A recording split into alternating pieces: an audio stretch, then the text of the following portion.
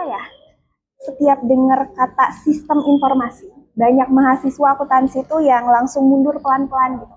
Padahal di era sekarang, di mana teknologi bahkan AI itu sudah sangat berkembang, justru bidang ini tuh menjadi salah satu kunci bagi mahasiswa akuntansi untuk tetap relevan di dunia kerja.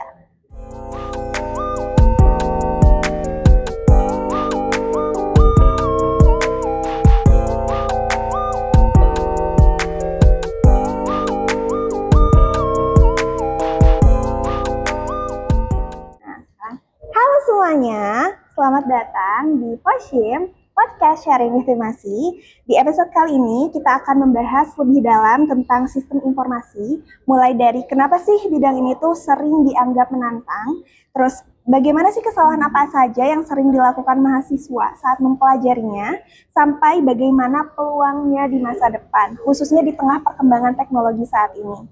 Nah, untuk membahas hal tersebut, hari ini kita sudah bersama dengan narasumber kita yang luar biasa. Ada Ibu Ica. Halo Ibu. Nah, sekarang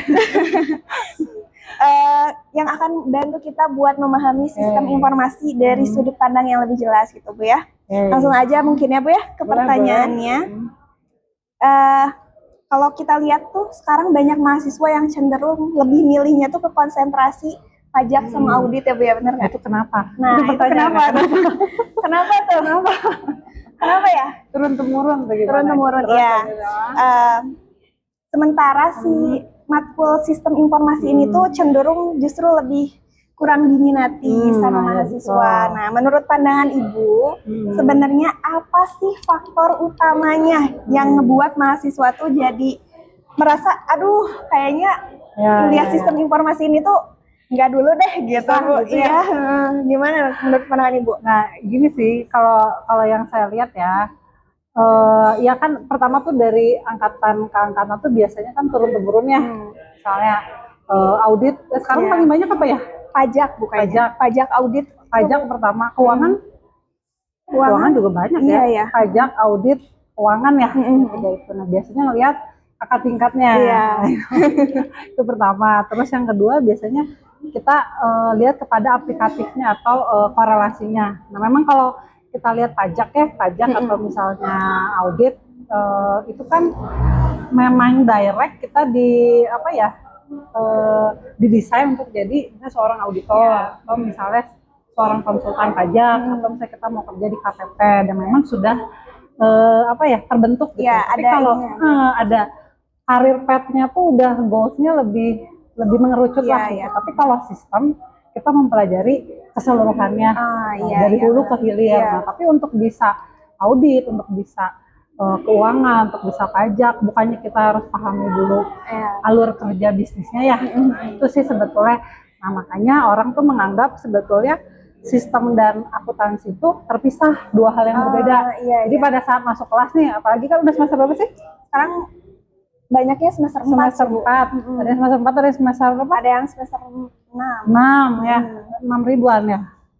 Semester 6. Berarti kan berpikirnya itu kalau misalnya sistemnya kita belajar sistem, kalau akuntansi mah kita belajar akuntansi, berarti kita harus belajar coding dong, padahal enggak. Nah, ranahnya kan kita nggak sampai sana gitu. Nah, itu yang perlu kita samakan dulu nih persepsinya bahwa kalau sistem informasi akuntansi itu kita mempelajarinya di bidang akuntansinya, jadi kita nggak perlu belajar coding atau bukan hal yang baru sebetulnya. Justru malah sekarang sekarang tuh dunia kerja bukan lagi manual gitu ya, kita ngitung tuh bukan pakai kalkulator gitu. Bahkan Excel aja udah termasuk manual gitu. Kita udah pakai ERP, kita udah pakai sistem. Justru ketika kita mempelajari sistem itu kita lebih adaptif terhadap perkembangan teknologi. Dan biasanya kalau teman-teman nyemplung di hal yang nggak biasa tuh pasti keluar dari zona nyaman. Gitu. Kan pasti kan nyamannya tuh udahlah yang ngambil yang aman aja lah, misalnya audit atau pajak atau keuangan gitu ya. Tapi ketika justru kalian punya nilai lebih, ketika beda dari yang lain, ketika bersaing dengan akuntan-akuntan yang lain tuh justru punya nilai lebih. Nah, itu sih yang harus keluar dari zona nyaman. Karena memang kalau sistem itu nggak ada standar pakemnya. Kalau misalnya audit ada standar audit, keuangan ada standar akuntansi keuangan kan, pajak ada regulasi pajak berubah-berubah, tapi kalau sistem kita adaptif gitu, kita mengikuti perkembangan ya saat ini. Nah itu yang dirasa sulit kalau saya lihat ya dari mahasiswa, dan kesulitan itu pusing nih kita belajar sistem padahal kita jurusan akuntansi, tapi justru kalau teman-teman di sini suka ya sama sistem informasi, justru akan mendorong atau menjadi nilai tambah buat nanti teman-teman kalau kerja ataupun buka usaha. Dan kita juga akuntan juga bukan hanya kerja ya, buka usaha kan juga boleh. Jadi pengusaha ya Bu ya? Usaha, atau misalnya teman-teman tertarik sama pajak, bukankah Vortex sekarang udah pakai sistem ya Bu? Kalau kita mempelajari sistemnya kan lebih enak gitu. Berarti tentang persepsinya ya Bu ya? Persepsinya ya keluar dari zona nyaman.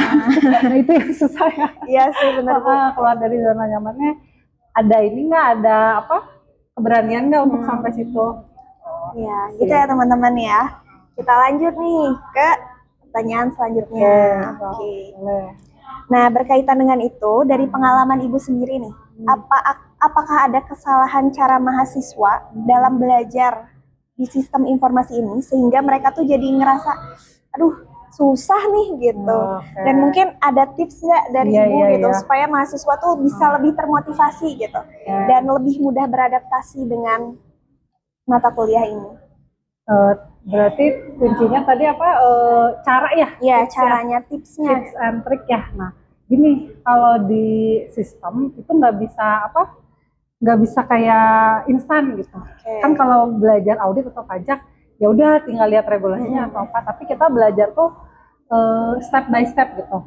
Dan kalau kita merhatiinnya hanya menggunakan slide atau PowerPoint, nggak akan nangkep gitu. Jadi memang perlu, misalnya nanti bisa bentuk tim ya, tim belajar, misalnya setiap seminggu sekali lah, atau seminggu 2 kali tim belajar yang memang secara konsisten. Nah, latihan sih kuncinya adalah latihan. Memang awalnya akan susah ya gitu, ketika mempelajari ini apa ya, banyak hal-hal yang nggak familiar, kayak misalnya teman-teman udah belajar query ya, terus relasi, udah belajar database, udah belajar flowchart gitu ya, awal-awal ya, masih awal-awalnya lah gitu basicnya, tapi itu hal yang baru memang. Tapi ketika konsisten dijalankannya ya, gitu, kita ambillah misalnya seminggu sejam belajar, itu akan lebih dapat, nanti tune in-nya akan lebih dapat ketika udah beberapa kali ngulang itu belajar. Jadi memang nggak bisa langsung sih, memang harus diulang step by step gitu sih. Berarti harus diulang-ulang terus dipelajarinya tuh sambil berpraktek ya Bu ya? Sambil praktek juga ya? Ya, jadi kadang-kadang dihafal gitu. Kan kalau audit mah memang ada standar audit ya. Iya, betul. Apalagi pajak tuh hafalan kan? Hafalan yang memang kaitannya tuh dengan regulasi pajak. Itu kan hafalan. Tapi kalau sistem nggak bisa kita ngafalin. Misalnya kita mau tahu nih, misalnya di kafe ini alur penjualannya gimana sih, kan nggak mungkin kita hafal. Iya, Semua perusahaan atau scope bisnis itu dia punya keunikan masing-masing. Yang kita pelajari itu logikanya, bukan hafalannya. Memang kalau di kelas tuh kok ini teori banget ya. Nah, itu memang awalnya basic, tapi nanti pada saat sudah masuk setelah UTS atau masuk ke perancangan sistem, itu akan lebih banyak proses berpikirnya, logikanya. Gitu ya teman-teman ya. Jadi kalau misalkan teman-teman ngerasa kayak susah gitu di sistem informasi, di mata kuliah sistem informasi, tadi kuncinya, tipsnya diulang-ulang terus materinya, terus sambil dipraktekin juga. Gitu. Misalkan kalau misalkan aplikasinya ya Bu ya, misalkan aplikasi kayak Zahir itu juga salah satu kan ya Bu ya. Nah, Excel gini deh, kalian belajar Excel nggak sih? Belajar di apa sih? Di sistem teknologi ya, TI. Nah, belajar di pengantar teknologi informasi itu sebenarnya basic. Kalau kalian udah menguasai Excel tuh bukan hanya tambah kurang bagi ya, tapi kita sebagai akuntan kalau kita nggak ngerti Excel, ya gimana kita mau adaptif gitu ya? Apalagi sekarang udah ada AI gitu ya. Kita belajar dari mulai rumus-rumus yang kompleks, kayak sum if, sum product, itu kan dipelajari di pengantar teknologi informasi, dan itu kepake. Mau kita jadi konsultan pajak, jadi DJP, kita mau jadi auditor, kita mau jadi akuntan, akan kepake gitu. Nah itu belajar tuh memang dari basic gitu, dari Excel. Nanti misalnya kita naik stepnya ke aplikasi Zahir gitu, atau misalnya ke aplikasi lainnya sampai ke ERP misalnya. Pada akhirnya kita sampai ke ERP. Nah itu kan proses mempelajari sistem itu bagian dari sistem informasi sebetulnya. Nah, dan dengan adanya sistem informasi ini tuh malah mempermudah ya Bu ya, mempermudah akuntan untuk melakukan kerjanya ya Bu ya. Iya betul. Jadi kalau misalnya kita nggak, sekarang gini deh, teman-teman misalnya kerja di perusahaan, apakah perusahaannya masih menggunakan buku? Kayaknya itu kan udah lama banget kan gitu. Pasti kan menggunakan sistem. Iya betul. Kalau misalnya teman-teman serius nih misalnya mempelajari pada saat mempelajari mata kuliah sistem, pasti akan jadi tahu tools-toolsnya gimana sih, cara mengoperasionalkannya gimana sih, terus resiko-resiko yang ada di sistem itu apa aja sih. Nah itu kan sebenarnya nilai tambah buat teman-teman ketika ingin lebih dalam lah mempelajari sistem yang nggak semua orang tuh bisa dan nyaman di situ. Memang keluar dari zona nyaman. Gitu. Kuncinya harus keluar dari zona nyaman. Karena nyamannya di penjurusan itu aja. Gitu. Oke, sekarang kita lanjut lagi ya Bu ya. Tadi kan tentang materinya ya Bu ya, yang menantang. Sekarang kalau diperdalam lagi, menurut Ibu apa sih kesalahan paling umum yang sering dilakukan sama mahasiswa saat mempelajari sistem informasi ini sampai akhirnya mereka tuh merasa aduh susah gitu. Ya. Nah, menurut Ibu kayak gimana nih Bu? Nah, kalau yang saya lihat ya sebetulnya lebih kepada kita mau jadi apa gitu. Nah, teman-teman kan di sini pengennya jadi apa nih? Auditor. Jadi, ya, auditor nih kayak banyaknya. Nah, jangan salah. Ketika di audit, apakah kita mau, misalnya kita mau ngaudit laporan keuangan nih, masuk nih ke ERP-nya perusahaan tersebut, kita perlu masuk nggak ke sistemnya? Perlu. Nah, berarti kan harus ngerti sistemnya. Iya. Jadi sebenarnya basic sistem informasi itu ketika kalian sudah mempelajari nih, itu sebenarnya membantu kalian mau jadi apapun gitu. Mau jadi akuntan pajak, mau jadi auditor, mau jadi konsultan keuangan, itu tuh bisa membantu. Jadi bukan kita jadi programmer, tapi kita membantu untuk mendirect kalian mau jadi apa sih gitu nantinya. Jadi pandangannya harus lebih luas gitu. Jadi sistem informasi itu malah sangat penting banget gitu. Karena mau kemanapun itu kita pasti bakalan kepake gitu ya. Iya. Apalagi di audit nanti dipelajari lebih dalam, misalnya internal control gitu ya, resiko-resiko yang ada di perusahaan. Apakah untuk kita tahu resiko-resiko itu kita perlu tahu nggak sih prosedur kerja perusahaannya, perlu tahu nggak alur bisnisnya dari yang awalnya misal beli barang sampai nanti kejual sampai nanti uangnya masuk, kan kita perlu tahu ya. Perlu. Nah itu tuh sebenarnya ada di sistem informasi yang teman-teman kan sebenarnya aduh takut nanti belajar aplikasi yang aneh-aneh lagi sebetulnya yang perlu keluar dari zona nyaman. Gitu. Benar ya Bu. Nah teman-teman sekarang jadi tahu kan kalau misalkan sistem informasi ini tuh bukan hal yang perlu ditakutin, tapi malah harus dipelajarin karena memang kita harus mempelajarinya biar ada relevan ya Bu ya. Gitu. Dan nilai plus lah ya buat teman-teman gitu. Kalau misalkan nggak ngerti sistemnya, ya gimana ya Bu ya? Sebagai akuntan ketinggalan banget ya Bu ya. Apalagi sekarang AI gitu ya, serba AI. Nah, apakah kalau kita hanya menginput saja, apakah bisa digantikan dengan aplikasi yang lebih keren gitu? Udah automation kan, kalau kita memahami prosesnya, kita bisa menganalisis transaksinya, nah itu yang dibutuhin. Gitu. Terus itu clue-nya, kita cari kelebihan ketika kita mempelajari sistem. Sedangkan nih orang-orang tuh wadahnya banyaknya di audit, di pajak, misalnya di keuangan. Tapi ketika kalian punya nilai jual yang lebih, itu perusahaan biasanya lebih nyari. Oke, sekarang Bu kita coba lihatnya dari sudut pandang yang lebih luas lagi ya. Nah, di tengah perkembangan teknologi ini, khususnya dengan adanya AI, sering dianggap tuh bisa mengancam profesi akuntan. Bagaimana sih pandangan Ibu tentang keberlangsungan profesi ini untuk masa depan, dan apakah dengan mendalami sistem informasi ini justru bisa jadi senjata nih bagi mahasiswa akuntansi agar tetap relevan dan unggul di era otomatisasi? Jadi kalau kita bicara AI saat ini kan udah masuk 5.0 ya, jadi kita nggak bisa lepas lah dengan adanya AI. Tapi justru selain tantangan, itu sudah ada peluang buat kita ya. Kalau misalnya sudah ada AI itu sudah marak lah ya di mana-mana, berarti kan hal-hal teknis nih ketika kita ngejurnal tuh udah pakai sistem kan sekarang gitu ya. Justru apa sih yang dibutuhkan gitu ya saat ini? analisisnya gitu. Bagaimana kita menganalisis suatu transaksi, bagaimana kita menyajikan komunikasi misalnya antara dari laporan keuangan yang kita buat sampai kepada pihak manajemennya. Itu yang kedua. Juga bagaimana kita memberikan insight pandangan dari transaksi yang sistem catat. Jadi kalau masalah ngejurnal mah udah debit kreditnya udah nggak relevan karena memang sudah ada sistem saat ini. Tapi yang dibutuhkan adalah critical thinking-nya nih, bagaimana kita memahami transaksi bisnisnya, dan apakah misalnya ketika sistem itu kan dia hati-hati pada saat kita menggunakan sistem kan dia sebenarnya mengulang hal transaksi yang rutin ya.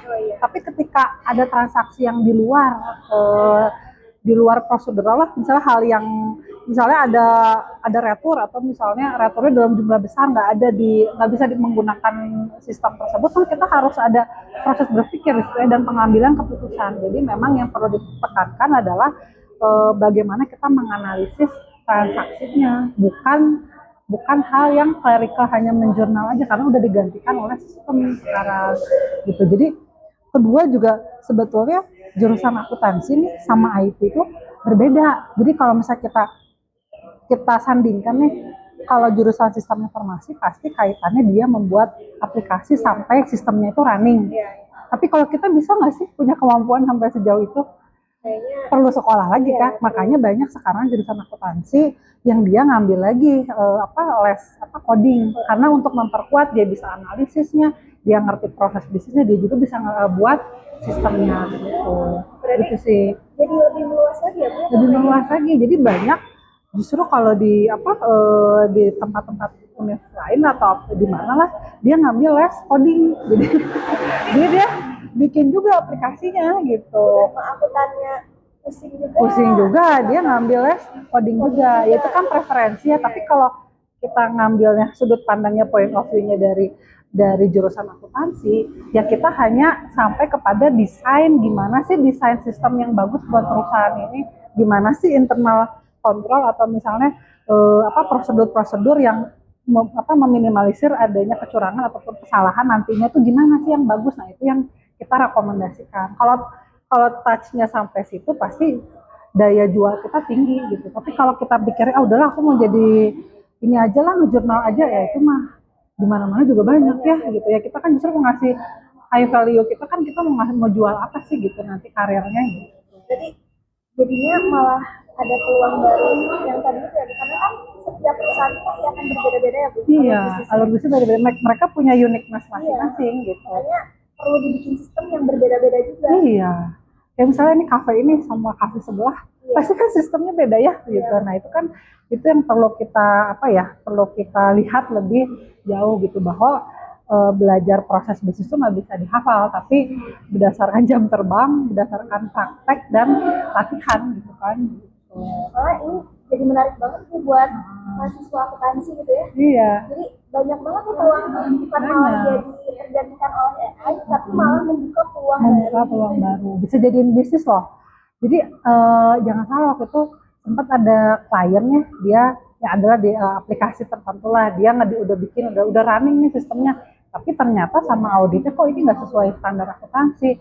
Padahal dia yang bikin tuh programmer atau IT. Akhirnya dia meng-hire lah konsultan keuangan, termasuk saya inisiatif dalamnya, bahwa hanya jurusan teknologi informasi tapi dia nggak ngerti proses transaksi akuntansinya, ya akan salah, ujung-ujungnya ngeluarin uang lagi. Makanya dibutuhkanlah akuntan di situ untuk memberikan referensi kira-kira yang bagusnya gimana sih sistemnya gitu. Jadi bisa nih kita ngambil ke sistem informasi. Bisa banget. Welcome to the world.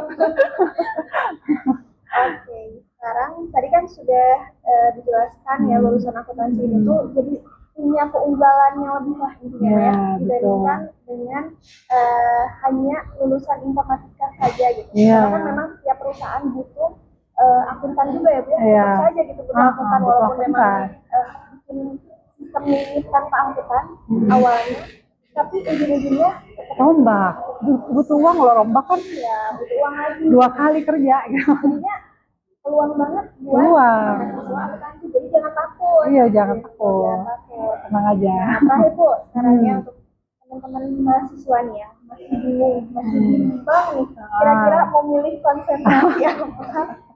Nih, atau bahkan masih ngerasa takut sama sistem informasi ini, kira-kira apa pesan ibu dan ibu supaya mereka tuh bisa lebih yakin dan berani dalam mengambil langkah tersebut? Yang ditakutin dosennya atau apanya? Yang ditakutin apanya dulu nih? Cuman memang kalau apa ya, kalau dari karakteristik pengajar tuh pasti beda-beda ya, yang namanya teknik orang ngajar tuh beda-beda. Tapi yang perlu kita tekankan adalah dalam mencari referensi atau ilmu pengetahuan ya, siapapun itu, kemudian bagaimanapun proses berjalannya ya kita hadapi, itu yang pertama. Terus yang kedua, tentukan dulu minat bakat kalian tuh pengennya gimana.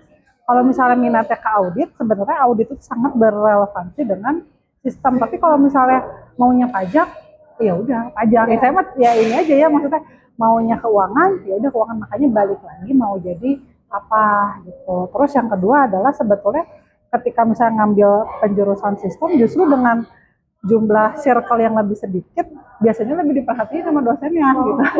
Karena waktu bimbingannya lebih lama, kemudian diskusinya bisa lebih panjang. Nah itu yang poin-poin lebih. Kalau misalnya sudah banyak wadahnya, pasti apa ya, ngobrolnya juga mungkin lebih singkat lah dibandingin yang misalnya yang sedikit, berarti lebih banyak lah intensitasnya. Menarik sih. Jadi mau ngambil konsentrasi. Semoga ya. Semoga nambah lagi. Nah, makasih banyak ya atas pesannya. Menarik banget sih sebenarnya ya. Jadi insight baru juga buat kita semua. Buat teman-teman yang masih ngerasa takut, jangan takut lagi. Sekarang mah kita harus paham ya, harus melek AI, melek teknologi. Karena semuanya juga akan terotomatisasi. Iya betul. Dari obrolan kita hari ini, kita juga jadi tahu bahwa sistem informasi itu bukan menjadi tantangan, tapi jadi peluang. Peluang, betul. Terima kasih banyak Ibu. Sama-sama. Terima kasih banyak atas insight-nya gitu ya.